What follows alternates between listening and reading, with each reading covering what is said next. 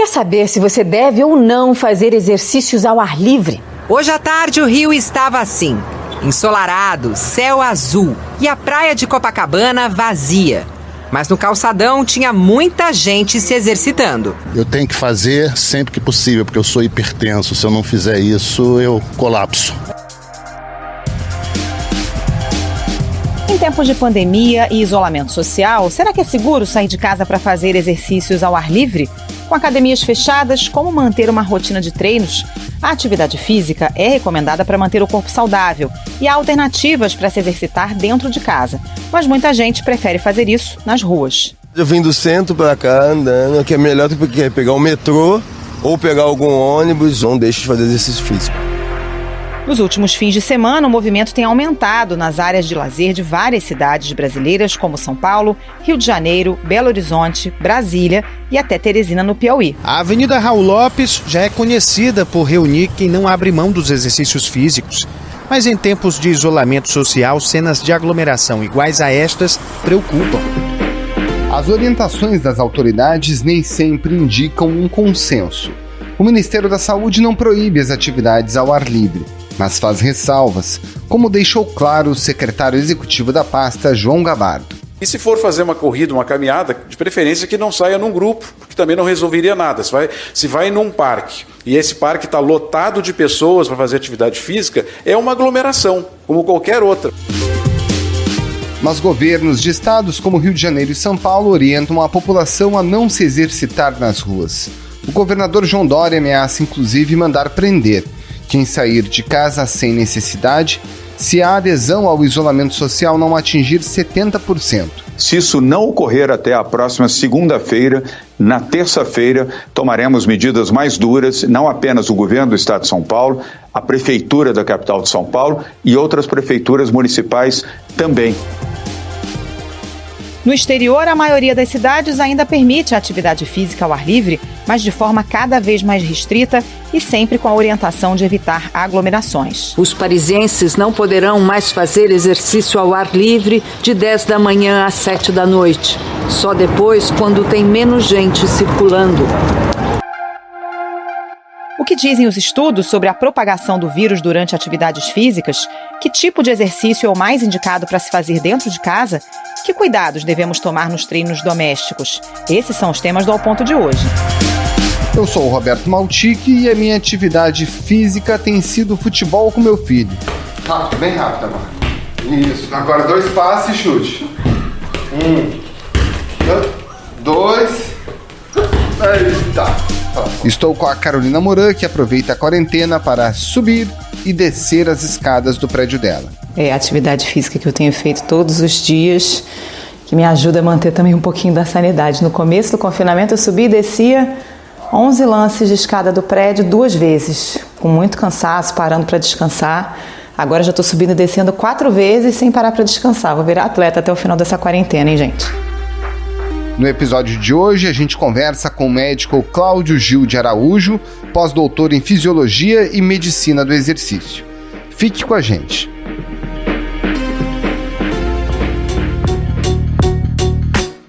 Dr. Cláudio Gil Araújo, vamos começar com a pergunta que o pessoal todo está fazendo. Fora de casa, na rua, a gente tem alguma margem nesse cenário atual para fazer algum tipo de exercício físico? A gente deve começar dizendo que o exercício físico, o esporte, a atividade física são extremamente importantes para a saúde. Não fazer exercício, não fazer esporte, não fazer atividade física é uma das piores atitudes que alguém pode tomar. Agora, colocado no contexto de uma pandemia, de um vírus que a gente ainda conhece bastante pouco, que tem uma taxa de transmissão relativamente alta e que é acompanhado de uma série de complicações, inclusive de óbitos, isso é uma coisa muito séria. Então, a gente sempre em medicina, a gente considera o equilíbrio entre o risco e o benefício. Se há um benefício para o exercício, a gente tem que ponderar quais são os riscos. E no contexto de uma pandemia, esses riscos existem. Por quê? Ninguém quer ser contaminado. Então, quando a gente fala da questão do exercício no ambiente externo, né, no outdoor, ao ar livre, que tem sido até divulgado, olha, faz, mas não aglomera, não mistura as pessoas. Nós estamos numa fase de fazer distanciamento social. A pessoa pode sim fazer uma caminhada, pode sair um pouco ao ar livre, não precisa ficar trancada, mas não pode aglomerar. Isso é um pouco complicado, na minha opinião. Por quê? Porque o próprio ato de ir ao ar livre já te obriga a passar por um portão, eventualmente por um elevador, por uma portaria de um prédio, vai falar com alguém, vai se dirigir a um lugar que talvez você tenha de atravessar um sinal e esperar, quem sabe junto de outras pessoas. Depois você vai para um ambiente que aparentemente você acha que é um ambiente que talvez não tenha ninguém e que não vai encontrar outras pessoas, mas talvez outras pessoas tenham tido a mesma ideia que você naquela mesma hora. E como é que você vai evitar isso? E aí vem o segundo aspecto, que um estudo feito na Europa, bastante recente, por um pessoal da área de aerodinâmica. O que eles mostraram? Uma coisa é eu estar parado, lado a lado com a pessoa, e manter ou de frente com a pessoa, e manter uma distância segura, para que aquelas gotículas que a gente está tanto temendo que possam estar eventualmente contaminadas com Covid-19, que elas não nos afetem. Isso é uma distância que é considerada segura de 2 metros, 1,80 m, 2 metros. Mas acontece que quando eu estou me exercitando, eu estou respirando muito mais. Eu estou fazendo com que o ar entre e saia dos meus pulmões 5, 10 vezes mais por minuto, 15 vezes mais por minuto, dependendo da intensidade do exercício. Então eu vou chamar essas gotículas que estão saindo dos meus pulmões de gotículas empoderadas. Elas vão muito mais longe, elas vão rápidas. E aí o deslocamento do meu corpo no exercício vai fazer com que aquela distância considerada segura de 2 metros, 1,5 m, quiçá, já não seja mais segura. E especialmente se eu estiver andando, essa distância já aumenta, se eu estiver correndo, aumenta muito mais, e se eu estiver pedalando, eu vou fazer uma corrente, na realidade, de ar. Então, isso aí é uma mudança importante, né? Algo que a gente já supunha e que agora foi documentado nesse estudo muito simples, que foi bastante veiculado aí pela mídia internacional e acho que também começou a ser veiculado pela mídia nacional. Pois é, um estudo feito por cientistas belgas e holandeses, e a distância mínima que eles recomendam entre as pessoas na caminhada é entre 4 e 5 metros da pessoa que está à sua frente, né? O cenário mais perigoso é uma pessoa atrás da outra, justamente porque a gotícula vai para trás. Na corrida, pelo menos 10 metros e na pedalada 20 metros. Pelo que a gente observa nas áreas de lazer, no Calçadão do Rio, no Ibirapuera, em São Paulo, essa distância é praticamente impossível, né, doutor? Não há possibilidade de a gente manter essa distância, né? Por exemplo, o calçadão de Ipanema-Leblon talvez tenha, 3, 4 metros de largura, né? E eu penso também, Carolina, que não é só, claro que tem a corrente, eu esperei quem vem atrás, mas imagina que eu estou correndo na ciclovia, que é uma faixa ainda menor, que a gente não tem nem 2 metros talvez ali de largura, e vem alguém na minha direção. Ele vai com a boca aberta querendo pegar aqueles 10 vezes mais de ar para o pulmão dele. Quanto ele vai respirar do que eu expirei em cima dele? É muito, muito fácil imaginar que há uma chance de contaminação nisso aí. Cada pessoa que eu cruzar vai ser um problema. Uma parcela grande da população, especialmente os mais jovens, pode cursar com praticamente nenhum sintoma. Um estudo da Escola de Saúde Pública da Universidade de Columbia, em Nova York, já apontou que os grupos assintomáticos, como as crianças, são responsáveis por até 2/3 das infecções. Então ele pode ser um transportador, né, um hospedeiro e um vetor de transmissão, porque ele é assintomático, ele não sabe que ele está doente. E outras coisas ainda que a gente tem que levar em consideração. Entre o fato de a pessoa ser contaminada e ela começar a mostrar sintomas, caso ela venha mostrar sintomas, podem passar alguns dias. E entre esses dias ela não sabe que ela está com uma doença e ela está transmitindo para outras pessoas.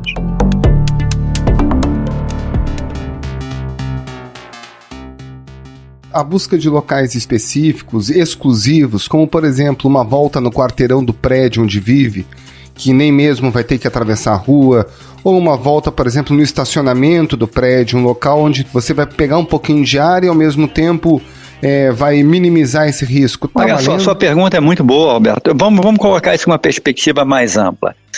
Uma coisa é uma recomendação de saúde pública. As recomendações de saúde pública, elas têm obrigatoriamente, na minha opinião, de serem restritivas, porque eu não posso considerar a exceção. O governo do Rio tem recomendado que as pessoas fiquem em casa e só saiam em casos extremamente necessários, o que não inclui atividade física na rua. O indivíduo diz assim, olha, eu moro num bairro chamado Copacabana, que tem uma densidade demográfica altíssima, cheio de idosos, e eu vou dar uma volta no quarteirão aqui, no epicentro de Copacabana, na Santa Clara, com a Avenida Copacabana e Barata Ribeiro. Poxa, a chance de você encontrar centenas de pessoas nesse trajeto, mesmo em vigor de uma quarentena.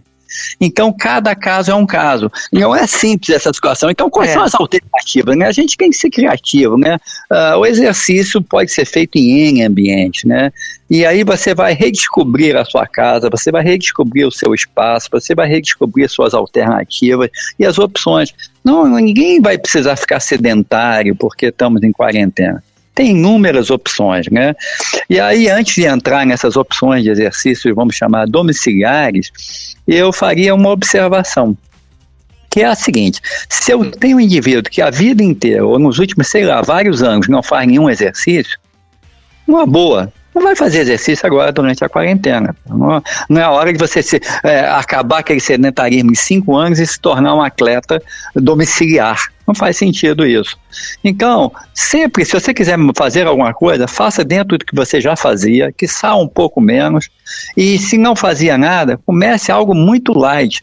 Não vá pegar qualquer vídeo que tem na internet e tentar arrumar. Poxa, eu vou fazer isso, vou pular corda, nunca pulei corda na minha vida.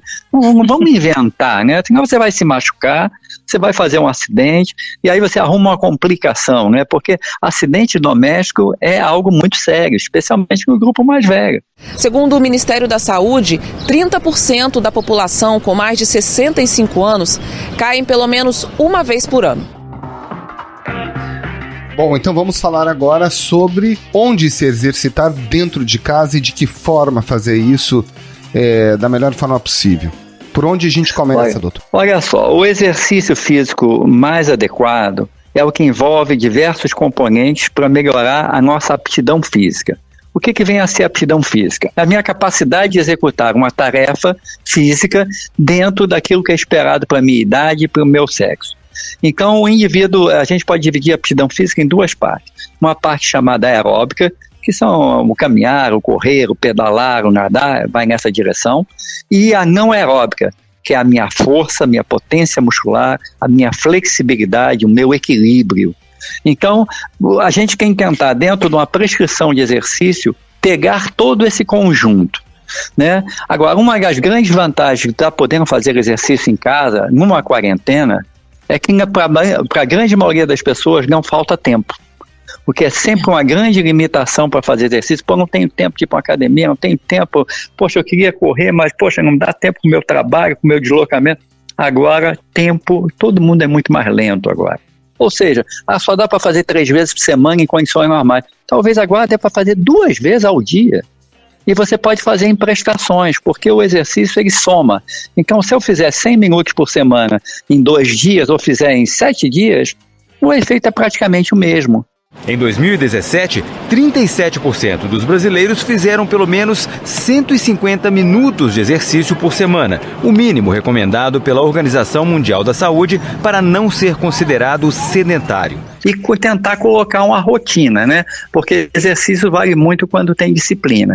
E aí você vai fazer exercício de natureza aeróbica. Se é uma pessoa de mais idade, a gente vai pedir para ela levantar o pé e abaixar o pé, caminhar no mesmo lugar. Se ela é uma pessoa um pouco mais jovem ou tem maior aptidão física aeróbica, ela pode correr no mesmo lugar, pode até correr levantando muito o joelho, para tornar mais difícil, pode acelerar o passo, pode acelerar e desacelerar, até fazer o que a gente chama de treinamento intervalado. Então tem muito jogo nisso. E para manter a flexibilidade, se alongar, né? Respeitando os limites do seu corpo, não é a hora de virar nenhum ginasta artístico de ponta, e principalmente tentar preservar a massa muscular.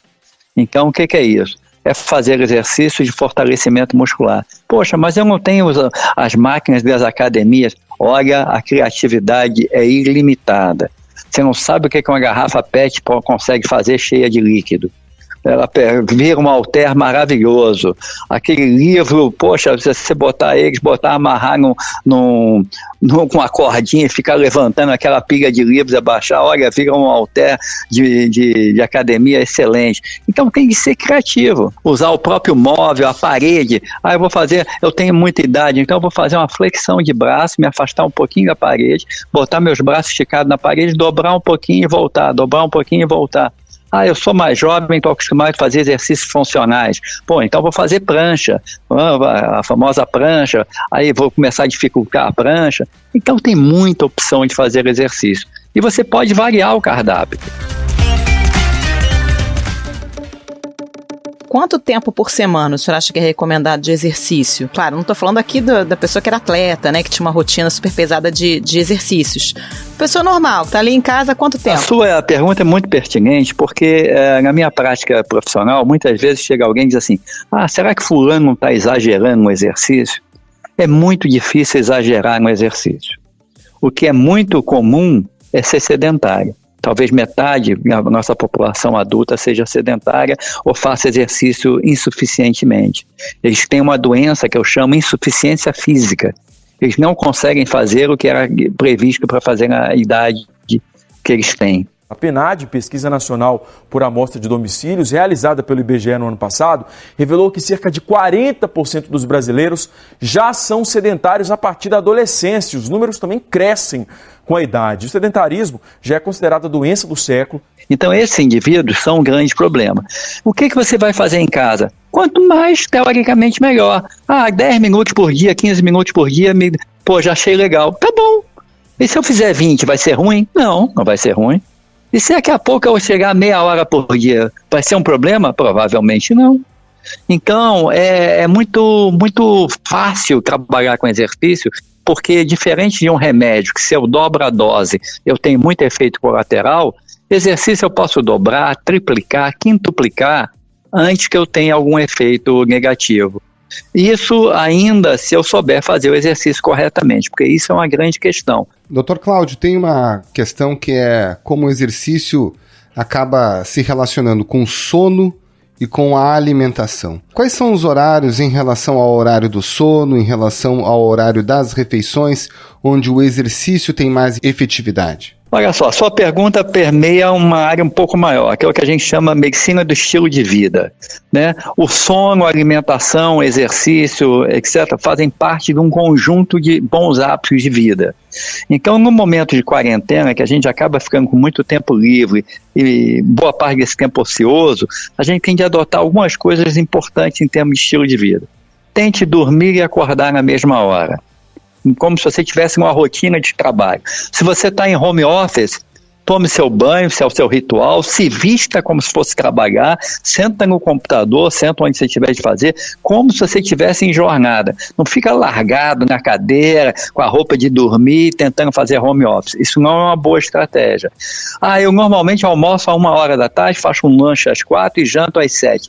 Tenta manter essa rotina, né? Controla seu peso. O seu peso não é para mudar, nem para mais nem para menos. Não é a hora de fazer regime para emagrecer, nem é a hora de estar ganhando peso. Então, controlar. Onde o exercício entra nisso? A hora que te der prazer e possibilidade de fazer, né? Claro que ninguém vai acabar de almoçar e imediatamente fazer a sua sessão de exercício, provavelmente não é o melhor, mas o resto, tirando isso, imediatamente antes de dormir. A maioria das pessoas se torna um pouco excitada por causa da adrenalina que a gente libera e tem um pouco de dificuldade de conciliar o sono, a fase inicial do sono, se eu acabar de o exercício e for dormir. Então tentar evitar essa associação. Mas o resto é bastante livre, Roberto. Agora, doutor, claro que fazer exercício é bom e é bom para todo mundo, mas vale também o alerta de que mesmo a pessoa com bom condicionamento não está livre de ter complicações do coronavírus, né? O nosso presidente disse que tinha um histórico de atleta, que por causa disso isso nele só seria uma gripezinha. No meu caso particular, pelo meu histórico de atleta, caso fosse contaminado pelo vírus, não precisaria me preocupar. Nada sentiria ou seria, quando muito, acometido de uma gripezinha ou resfriadinho. Mas está cheio de atleta, inclusive de ponta, sofrendo com coronavírus e com complicações, né? Cada vez mais se sabe que pessoas aparentemente muito saudáveis e jovens também morrem, porque a maneira como o vírus ataca o organismo é muito variado. Até porque mesmo muitas pessoas que vão ser salvas após intervenção médica, é uma intervenção médica muito dolorosa. É uma internação hospitalar prolongada, desacompanhado, isolado, com muita dificuldade, com muito sofrimento e que se arrasta por semanas às vezes. A Jéssica Gonçalves ficou mais de 20 dias internada no CTI, estava com suspeita de Covid-19 e ontem ela foi para o quarto. A transferência foi muito comemorada no hospital. A analista funcional de 29 anos ficou 16 dias, entubada e agora, felizmente, está se recuperando no quarto. Doutor, para a gente encerrar, existe algum site, alguma dica para a gente visualizar exercícios que o senhor considera que ali tem exercícios corretos, que vão efetivamente auxiliar as pessoas a buscar bons exemplos? Olha, a sua pergunta é muito interessante, mas por outro lado é muito difícil de responder. E eu vou te dizer por duas coisas. Porque exercício, que nem medicamento, ele tem uma dose certa. Então o exercício idealmente deve ser individualizado. Então há muitas opções na internet, mas cada opção, teoricamente, atende a uma pessoa. Então, eu deixaria a menção seguinte: se você tem um problema de saúde mais relevante ou não está acostumado a fazer exercício, não captura algo na internet que está fazendo, não. Procura orientação. Então tá certo. Doutor Cláudio Gil de Araújo, muito obrigada pela entrevista e um bom trabalho aí para o senhor. Muito obrigado, doutor Cláudio. Um abraço e uma ótima semana. Tudo de bom. Se cuidem, fique e se exercite em casa. Esse foi o Ponto de Hoje, o podcast diário da redação do Globo. Nessa conversa a gente conta com a participação de toda a equipe do jornal, as mesmas pessoas que levam até você informação e análise de qualidade todos os dias. Quer saber mais? Assine o Globo. Acesse assineoglobo.com.br e confira todas as notícias e reportagens especiais. Lembrando que todo o material de utilidade pública relacionado ao coronavírus está gratuito. Não precisa ser assinante do Globo. A edição é do João Guilherme Lacerda. Tchau. Até mais.